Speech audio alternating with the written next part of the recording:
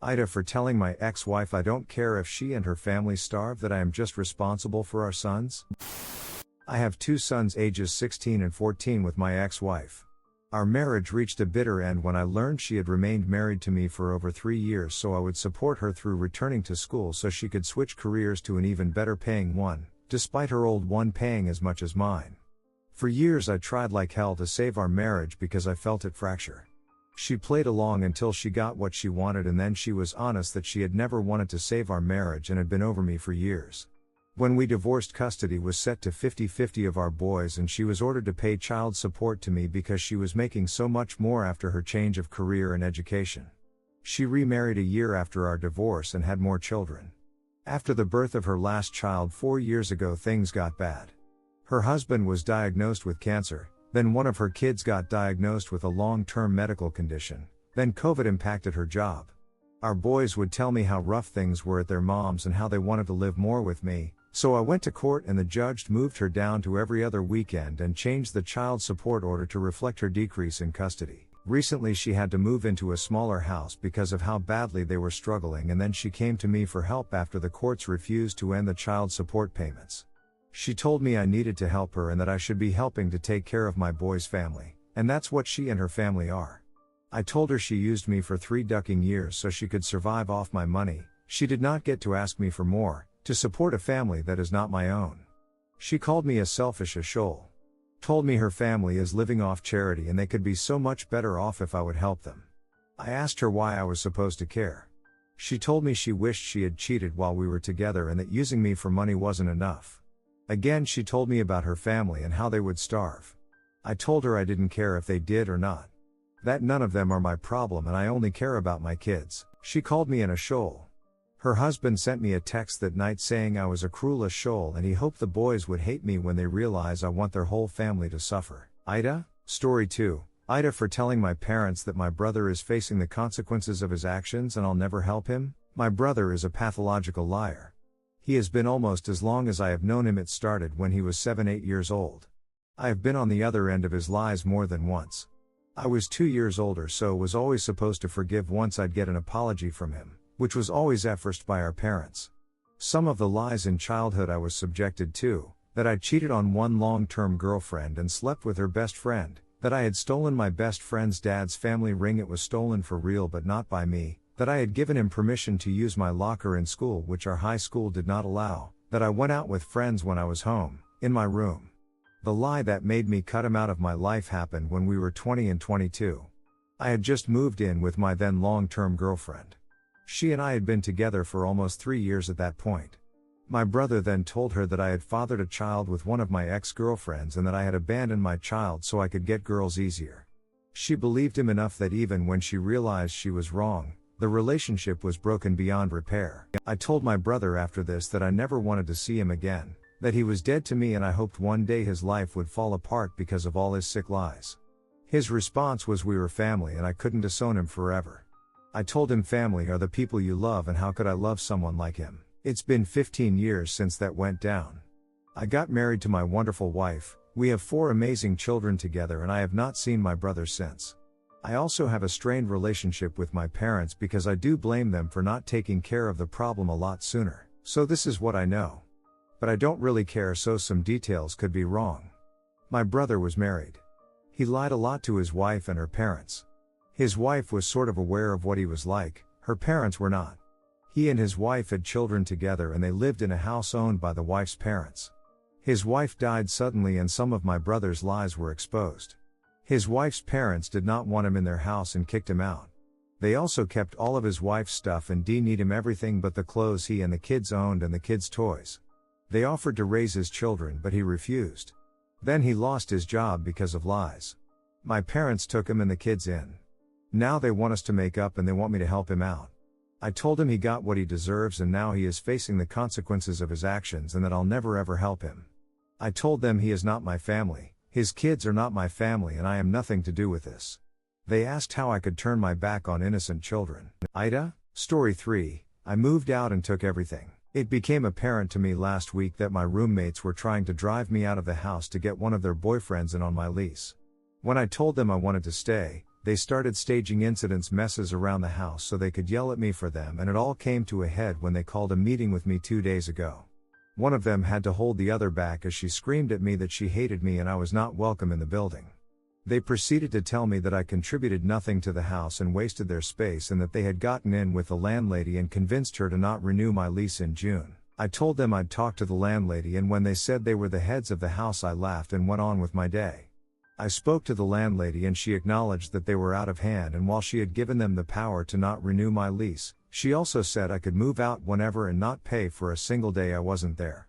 So, yesterday when my roommates both left to visit family, they are sisters, I immediately called everyone I knew and vacated the house of everything I owned. I took the curtains, the rugs, all the cat toys, and even the cat tower that I had made with my mom. I took all of their things off my shelves and other furniture and stacked them in the middle of the now nearly empty living room. I snapped pictures of everything, handed the keys to the landlady, and immediately ducked off. They won't be back to the house until tomorrow.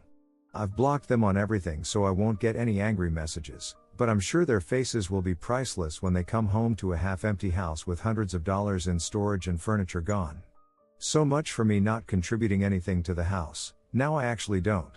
They also have to find someone else to take up the lease till boyfriend can move in when June comes around, or they have to pick up my rent. Feels pretty good. Update December 30th, 2022. It took a while for things to settle down, but I'll just post a quick update on how everything is going.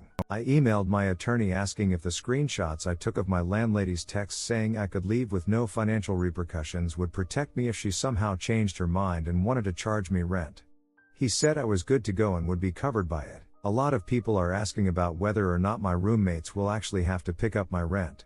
My lease specifically states, if one tenant is not able to fulfill their portion of the rent, it will be up to the other tenants to make up the difference.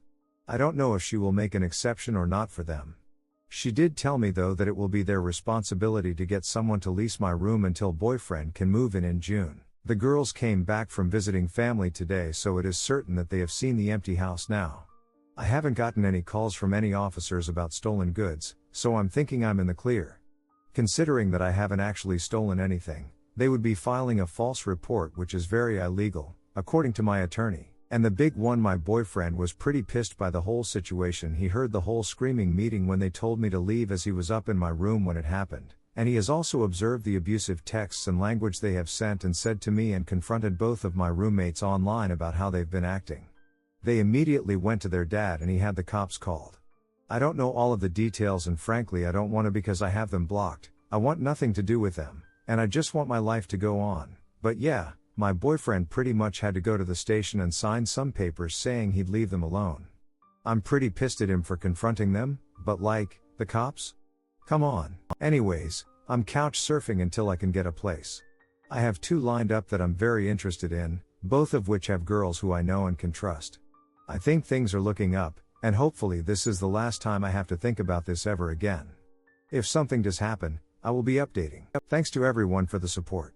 It makes me feel really good knowing that 1, I'm not the bad person here like the girls gaslighted me into thinking I was, and 2, that my suffering did brighten some people's days. Hopefully if something like this happens to you, you use similar tactics. I would love to hear about it. It was also really encouraging to know that I'm not alone in having roommate issues. It was uplifting to hear other people's stories and how they got through it.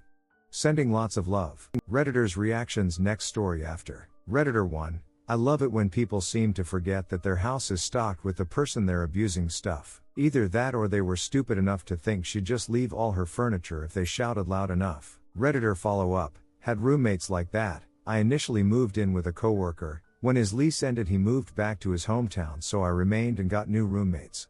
Thing is, after a year, my portion of the lease turned into month to month, but they were on a year lease. It was a couple. One day for no freaking reason she attacked me physically and I was already thinking of leaving, but that day cemented it. Would have loved to see their faces when they realized the apartment wasn't furnished, like they thought this was a huge reason I was looking to leave. They had zero respect for my stuff and I couldn't all fit it in a single bedroom, but it was all my stuff. Lamau, they came over with a bed, a dresser and their clothes. That's it. Redditor 2. It is normal in America to have to go to a police station and sign that you will leave people alone if you message them for the first time online and confronted them that way? Just wondering, because from a lot of posts here on the sub, I often read that the police in the US often does absolutely nothing to help, and here, They acted when they were called over a few messages? That seems odd to me and makes me wonder what this confrontation really looked like. Basically, if the boyfriend made death threats or something. Because otherwise, I don't quite understand. One confrontation is clearly not stalking. Redditor follow up, yeah, I side-eyed that, because it almost sounds like a restraining order. Who knows, maybe smaller departments handle stuff like this, but generally they don't bother until there's real stalking or violence, direct threats of violence, and often not even then. Redditor 3, now, this is the kind of petty I can get behind. Good for Op. Redditor follow up, I'm also super proud of Op, but let's be clear, there's nothing petty about taking your things with you when you move out. Her roommates sound atrocious. Good riddance. Story 4, my ex demanded me for child support for a kid that is not mine. My mother and sister are on their side. My ex demanded me for child support for a kid that is not mine. My mother and sister are on their side. Some years ago, I dated a girl. The relationship was bad. She was very controlling and abusive. It ended up really bad and we broke up. I kept going on with my life, and after some years I got a decent job, enough to solve all my needs, have a comfortable life and make some savings. The thing is, a couple months after getting my job, my ex contacted me. She first asked me to talk. I believed that she may want to reconnect or something, but she showed up with a 5-year-old child, claiming he was my son and demanding for child support. I didn't believe her, but the child age matched the time since we cut contact. I got advice from a lawyer, a friend of mine, to try to solve this out of the court. I offered to take responsibility, pay all the costs and being an active part of the kid's life, only after making a DNA test. Everyone was okay with this except for my ex. She acted offended and demanded to just give her the money she deserved. She used all the excuses she could, even contacted my family to told them I was trying to avoid taking responsibility of her child. When she ran out of excuses, and the DNA test was finally made, and surprise, I'm not the father. She was so mad with the result, and cried about the money, saying it was unfair and she deserved it. But she didn't accomplish anything. Moving on to the last week, there was a little party on my parents' house. My brother, a friend and I were talking, and my brother started to joke about the situation with my ex. My friend and I started to joke about it too. Some of our comments were a little dark and bad, but we were far away from the rest of the people. Literally, we were on the opposite side of the house, and nobody else could hear us, at least that was what we thought. We were laughing like crazies when my sister appeared very angry and pushed me against the wall. She spied us and heard our conversation and she was really mad. She started to yell at us about how horrible people we were for being mocking of a poor woman. Few hours later, when the party ended, she asked me to go to the kitchen with our parents, and she started to say how awful I was for the previous situation. Apparently, my ex had been in contact with her, and she believed her version, and that was her way to have an intervention. My brother and I were like, "Are you serious?" When she started to say how I forced my ex into be a single mother and that I have the moral obligation to help her. My dad only said that we maybe were being too cruel making jokes of her, but that I wasn't responsible for that kid. My mom then surprised all of us when she said, "Even if the kid is not yours, you are making more than enough money to support that child, you should have helped her." Since then, I had been receiving texts. My dad and my brother are on my side, saying I'm not responsible for her, but my sister is telling me how horrible I am for ruining their lives. My mom only said it's your decision and I respect it. I'm just very disappointed that you ended up being so selfish. I'm aware that she doesn't deserve my money and I'm not planning to give her any, but the constant harassment of my sister trying to guilt me, it's just exhausting. Update, my ex demanded me for child support for a kid that is not mine. My mother and sister are on their side. It's been a while. After my last post, I read all the comments, and decided to show them to my mother. We had a talk about the situation. Again, she started on my ex's side, but after reading the post and all the comments and opinions, she realized she was wrong. I think the thing that hurted her the most was all the doubts about if she'd cheat on my dad and I wasn't his son, and if that was the reason if she was on her side. We had a very long conversation. She told me that she believed my ex because she was always so nice and kind with her, that she decided to don't believe me when I told her all the things she did to me during the relationship, because a good girl like her could never do something like that, so, I must be lying. After that, she apologized to me. We are good now. On the other side, my sister. At first she decided that she wouldn't talk to me until I'll take responsibility, but after some days I talked with her. She is totally on her side, even after showing her everything. she said that none of that matter, because a woman's word go first, and that's all the proof anyone could need. Also, she said that even if you are not the biological father, you have an effective responsibility with her, so, you must be man enough to take charge of them and start acting like a real man. She was a lost cause. About my ex. I did some research, and I found out that, shortly after we broke, she started dating another guy, or maybe she was cheating me with him before, I'm not sure. They broke some weeks later, and she had multiple dates until she found she was pregnant. I also found that she had been trying to find a father to her kid for the last 2 years, and I was the next on the list, but looks like she is desperate now, because she was never that aggressive with any other one before. Now, the reason of this post. Some days ago, my ex and my sister came to my workplace. They made a big sign with my face, that says he abandoned his child and irresponsible father, and started a drama, saying all their bullshit. Their intention was to shame me and use the social pression to force me to take charge of them. They literally said it. To don't make the story too long, they were taken out of the place. I got problems for that scandal, even after showing all the proofs and legal documents that showed they were lying. I was earned that this better never happen again or I'll be fired. After that I contacted my friend, the lawyer, and we are now redacting a very long and detailed paper against them, my ex and my sister too. They were too far, now I'm going against them with everything. Maybe that scare them enough to leave me alone. Update 2, my ex demanded me for child support for a kid that is not mine. My mother and sister are on their side. Hi everyone, and sorry for the lack of news. Last week's had been crazy with a lot of stuff, but I think now is a good moment to update you all. First of all, I'm not allowed to talk a lot about the lawsuit. The most I can share to you is that my ex was extremely freaked out when she knew about it. She is now begging to drop it. She offered to take back everything she said, to never bother or even contact me again. She even tried to guilt me, saying that I would be ruining her and her son's life, but honestly I don't care. I got tired of being the good guy long time ago. She messed with me, now I'm fighting back. And for my sister, the lawsuit at first only made her worse. As her attempt to shame me and my job didn't work as good as she wanted, she moved it to social media, spreading her BS about me abandoning my child or not taking responsibility, and exposing my legal actions like acts of censorship and misogyny. But at the end, that will be worst for her, not only because I can dismiss her defamation easily, but also is more evidence to our favor. Anyways, this is going to be a long road, and we are just beginning. Recently, we had a posada on my parents' home. Every year we use this excuse to make a big family party before Christmas. I had my doubts, because I didn't want it to be near my sister, but after some relatives assured me that she wouldn't be there, I decided to go. Big mistake, she was there. Mom decided that, despite everything that happened, I was taking all this too far, so she wanted all us to meet to solve this problem as a family. I tried to get out of there the moment I realized what she intended, but some relatives tried to stop me while my mom cried that I needed to stop, that I was tearing apart the family and needed to learn to forgive and let go. I realized that, despite everything, even knowing I was telling the truth, she was still on my sister's side. I got out there, saying her that I'm not attending any family event again if she is there, and to don't ever think on trying this BS again. At this point, almost all my family knows what she did. Some of them think my sister is crazy, some other think she is crazy, but I'm taking it too far. A couple days ago, Mom invited me to end Christmas with them. I didn't want to go after what she did, but I decided to give her a chance after she swore that wouldn't happen again. But not only she had planned to do it again, my brother warned me that this time she intended to lock me in until I forgive my sister and stop the nonsense.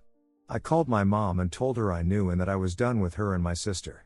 To don't talk to me until she realized she supported the wrong person, and to apologize. I don't need to say how many times she tried to call me the following hours, and all the drama she made when I didn't show up for Christmas, but, again, I'm tired of being the good guy. So, that's it for the moment. Hope all you had a nice Christmas and I wish you for a happy and drama-free new year. Redditors' reactions. Redditor 1, this guy's mom is the type of person who would get sucked into a cult and drink cyanide-laced Kool-Aid. Redditor follow-up, and his sister, 2. I'm at a loss as to their thought process. A woman cheated on their son brother, claims a kid is his. He proves it's not and they still want him to support her and her kid. And it's the hill they'll die on. WTF? Redditor 2, it's okay for an ex and family to try to defame him at work. It's okay for the whole family to try to detain him at his parents' house. Gosh, why it's even okay to lock up Oop against his will until he forgives his sister. But a lawsuit? How could Oop be so despicable and shameless? Redditor follow up. Unfortunately, so many families will attack the person who is cutting family off rather than address the reason why someone is getting cut off. Redditor 3. Oop just doesn't seem to understand that it's his duty to financially support every single mother within a 60-mile radius.